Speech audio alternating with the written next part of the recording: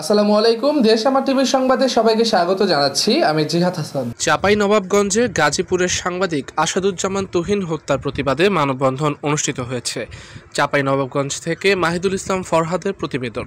চাঁপাইনবাবগঞ্জে গাজীপুরের সাংবাদিক আসাদুজ্জামান তুহিন হত্যার প্রতিবাদে মানববন্ধন অনুষ্ঠিত হয়েছে।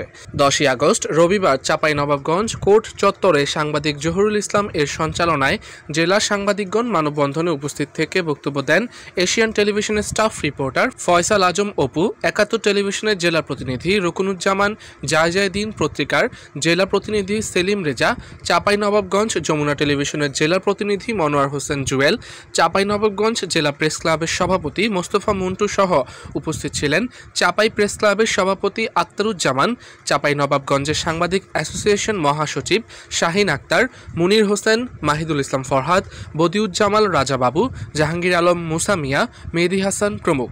গাজীপুরে চন্দনা চৌরাস্তায় প্রকাশ্যে মানুষের লোকালয়ে সাংবাদিক আসাদুজ্জামান তুহিনকে হত্যার প্রতিবাদ ও তীব্র নিন্দা জানিয়ে এবং হত্যাকারীদের গ্রেফতার ও দ্রুত দৃষ্টান্তমূলক শাস্তির দাবি জানিয়েছেন চাঁপাইনবাবগঞ্জ সাংবাদিকবৃন্দরা।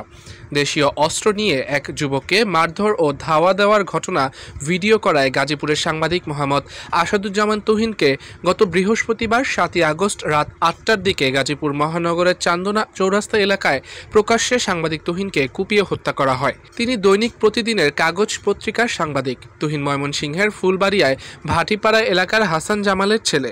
চন্দনা চৌরাস্তা এলাকায় সপরিবারে বসবাস করতেন তিনি।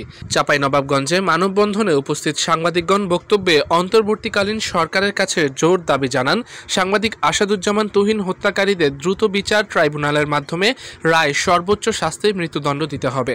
সাংবাদিকরা জাতির বিবেক, কিন্তু আজ সাংবাদিকবৃন্দরা হত্যার শিকার ও নির্যাতনের শিকার হচ্ছে। আর কোনো সাংবাদিক যেন জীবন দিতে না হয়, নইলে সাংবাদিক মহল রাস্তায় নামতে বাধ্য হবেন। মাহিদুল ইসলাম ফরহাদ, দেশ আমার টিভি, মুন্সিগঞ্জ।